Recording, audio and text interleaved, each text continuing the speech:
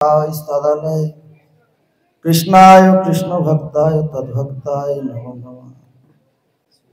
नमं विष्णुपादाय कृष्णपृष्ठाय भूतले श्रीमते भक्ति वेदांत वर्जट गोस्वामी वेदांत भामन गोस्वामी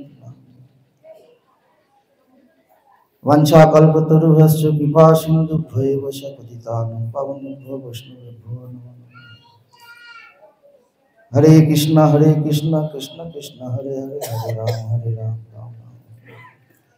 যাহার করুণা হইলে শ্রী শ্রী ভগবত করুণা লাভ হয়, সেই পরমারাধ্যতম পরম করুণাময় শ্রী শিলা প্রভুপাদ পত্নী পরিব্রাজক আচার্য বর্জ শ্রী শ্রী রূপানুগ বর শ্রী শ্রী ভগবত অভিন্ন প্রকাশ বিগ্রহ শ্রী শ্রী ভগবত সম্বন্ধ জ্ঞান প্রদাতা তথা শ্রী ভগবত প্রেম ভক্তি প্রদাতা মদীশ্বরং বিষ্ণুপাদ অষ্টোত্তর শত শ্রী শ্রীমৎ ভক্তি বেদান্ত পর্যটক গোস্বামী গুরু মহারাজের অভয় শ্রী চরণ কমলে দণ্ডবাদ জ্ঞাপন পূর্বক তাহার কৃপা আশীর্বাদ প্রার্থনা করি তিনি কৃপা করুন নিত্যকাল যেন তাহার মহিমা শ্রী শ্রী বৈষ্ণব মহিমা শ্রী শ্রী ভগবত মহিমা কীর্তন করে এই মনুষ্য জীবনকে সফল করিত।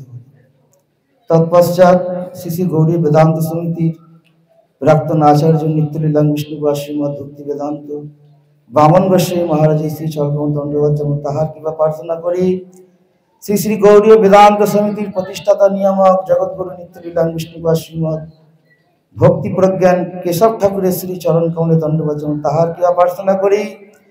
তৎপশ্চাৎ সপার্শ্বদ শিলা ভক্তি সিদ্ধান্ত সরস্বতী ঠাকুরের শ্রী চরণ কমলে দণ্ডবাদ জ্ঞাপন তাহার কৃপা প্রার্থনা করি। তৎপশ্চাৎ পরম পূজ্যপাদ তুলন স্বামী শ্রীমৎ ভক্তি বেদান্ত সাধু মহারাজ ভক্তি বেদান্ত সরস্বতী মহারাজ এবং ভক্তি চন্দন তীর্থগোস্বামী মহারাজ এবং অন্যান্য ত্রিদণ্ডী পাদগণ ভক্তি বেদান্ত অন্যান্য মহারাজগণ পরম শ্রদ্ধালু ভক্তিমতী মাতৃবৃন্দ হরিকথা পিপাসু সমস্ত ভক্তবৃন্দ সকলের চরণে যথাযথ দণ্ডবাদ জ্ঞাপন পূর্বক তাহাদের কৃপা আশীর্বাদ প্রার্থনা করি। হরে কৃষ্ণ। আজকের যে বিষয়বস্তু পরমার্থ লাভের উপায় এবং শ্রী চৈতন্য মহাপ্রভুর শিক্ষা, হরিগুরু বৈষ্ণবের মুখ থেকে যাহা কিছু শ্রবণ করেছি সেটি কিছুমাত্র বলবার প্রয়াস করব। শাস্ত্রে তো বহু কথা আছে, আমরা সবাই শাস্ত্র কথা শ্রবণ করছি। শ্রী চৈতন্য চরিতামৃত শ্রী চৈতন্য মহাপ্রভুর যে জীবন চরিত্র সেই গ্রন্থটি পড়লে যথাযথ শ্রী চৈতন্য মহাপ্রভুর শিক্ষা বিষয়ে অবগত হওয়া যায়। তাই শ্রী চৈতন্য মহাপ্রভুর পরবর্তীকালে বহু গোস্বামীগণ শ্রী চৈতন্য মহাপ্রভুর বিষয়ে বহুভাবে বর্ণনা করেছেন। তাই একটি শ্লোকে বলছেন, বৈরাগ্য বিদ্যা নিজ ভক্তি যোগ শিক্ষার্থ এব পুরুষঃ পুরাণঃ শ্রীকৃষ্ণ চৈতন্য শরীরধারী কৃপাম্বুধির্যস্তমহং প্রপদ্যতে। শ্রী চৈতন্য মহাপ্রভু কি শিক্ষা জগতে রেখে গেছে? তো বলছেন বৈরাগ্য বিদ্যা। কি বিদ্যা জগৎকে দান করলেন? না, বৈরাগ্য বিদ্যা দান করলেন।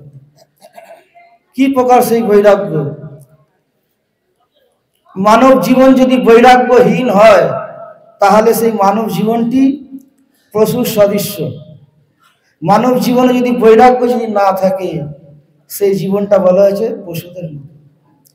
এর জন্য আমরা অনন্ত কাল ধরে এই সংসারের যে ভোগ করছি কিন্তু তৃপ্তি হচ্ছে না।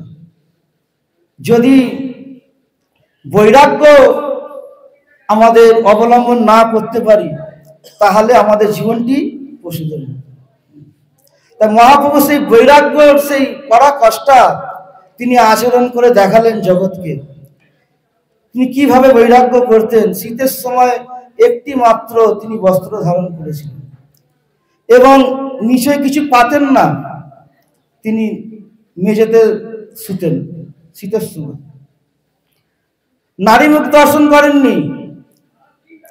কি প্রকার তিনি বৈরাগ্য আচরণ করেছেন। তা বৈরাগ্য বিদ্যা, সেই বৈরাগ্যটি ভক্তির সঙ্গে যুক্ত হওয়া চাই।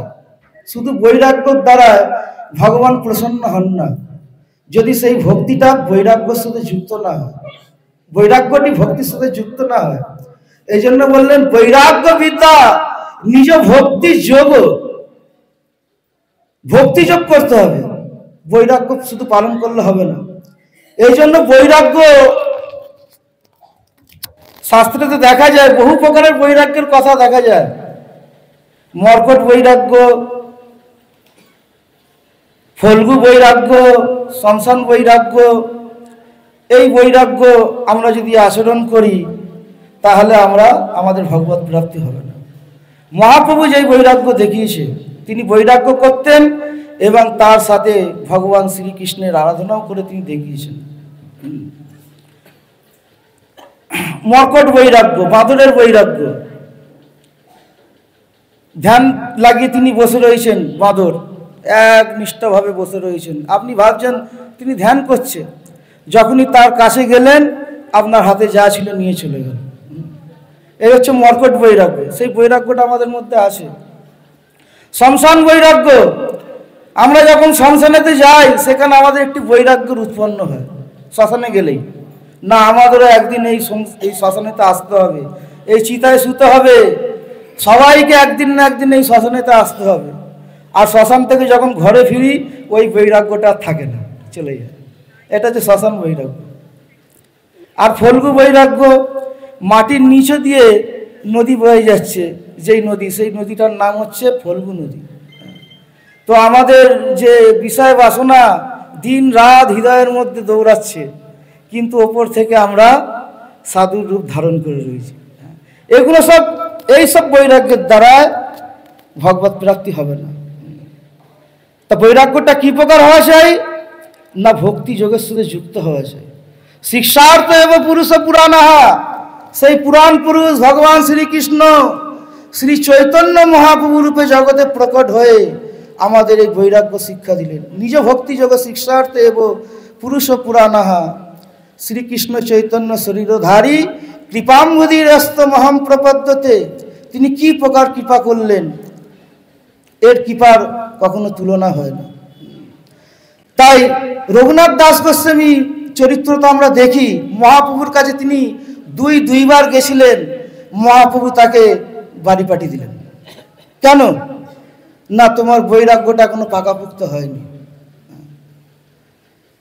স্থির হইয়া ঘরে যাও না হো বাতুল, ক্রমে ক্রমে পায় লোক ভব সিন্ধুকুল। হে রঘুনাথ, তুমি এরকম আচরণ করো না, স্থির হয়ে ঘরে যাও।